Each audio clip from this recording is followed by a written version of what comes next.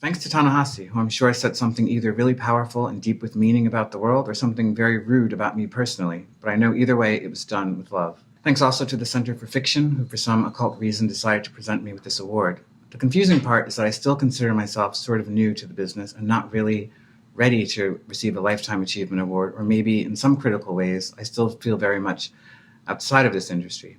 Some part of me still considers my career a deliberate act of spite against the literary world.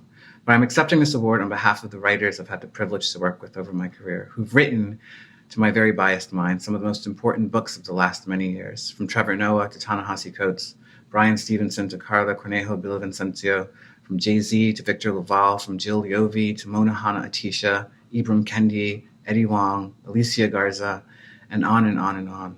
And I'm sorry if you're one of the authors who just got shoehorned into on and on and on, but I don't have a lot of time. But I love them all and have learned so much from them about how to find meaning and joy and justice and clarity in the chaos of this life.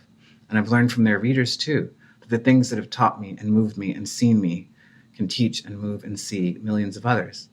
As I'm sure every editor and writer can attest, there's really nothing quite like seeing a reader with the book that you worked on, knowing that the book is now working on them. When I helped my ex-partner to open her first bookstore, McNally Jackson, we put a James Baldwin quote on the first bookmark.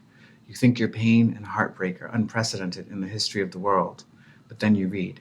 The immense privilege of working as an editor is to be there at that point of connection between the writer and the reader, the moment when the author's work of creation or co-creation with the editor enters its next act of co-creation, where the author's consciousness mingles with the reader's, another generative act of meaning-making, the miraculous work of our stories.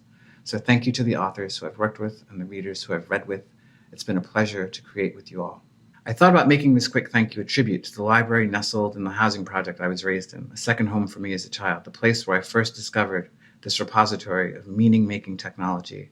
But I hate nostalgia. The world I grew up in, the world we all grew up in, has not earned it.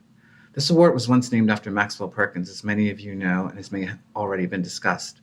When I got my first job in publishing, the editor who hired me sent me home on my first day with an essay about Perkins, who I'd never heard of, but was presented to me as the model for an editor, the editor of genius, of Fitzgerald and Hemingway. But of course, as we now know, Perkins was also the editor of books on eugenics, that Scribner published just as eagerly, books about the genetic inferiority of Black people, immigrant hordes of Jews. I thought about how those things could coexist, a dedication to literary excellence and a warped, twisted, violent moral imagination. Honestly, the industry I entered on that first day, an essay on Perkins in my hand, was haunted by those two ideas. A high self-regard about the importance and power of the written word, coupled with, not to put too fine a point on it, white supremacy. I've seen across my career the struggles of my Black colleagues to stay in a business that always felt hostile, not built for us, in the rare events that we were hired at all. I saw authors of color whose books were pushed to suit the perceived needs of a white narrative, to fit the sensibilities of what some editors have thought of as their ideal reader. I saw this done by editors who had the most exacting literary standards, or so they thought, because they were also burdened by ignorance and biases, and even worse, they allowed themselves to be sloppy, unscientific, careless, and stupid when it came to certain subjects. The editor of genius, Max Perkins, published books of unscientific, poorly reasoned nonsense, but books whose ideas had violent, lethal consequences for the country, for people like me. This was the industry standard. The library nestled in the foothills of Grant Housing Project was half filled with poison. The country we live in today, informed in fact and imagination by an industry haunted by the ghost of its past, is exactly what you'd expect. But it was only half filled with poison, half with the antidote. Books are a salvation, many of us say, but in some ways they're saving us from other books. I'm very pleased to be the first recipient of this new award, not named for Perkins.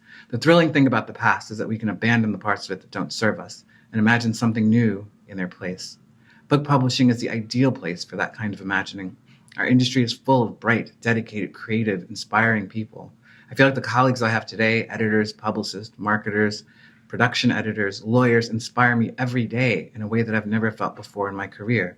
And additionally, suddenly, it is an industry full of new blood, and perhaps exorcised of some old ghost. The publishing industry that serves us all, that helps us better imagine ourselves into each other's lives, better see and understand each other, and create a better world, is ours to make.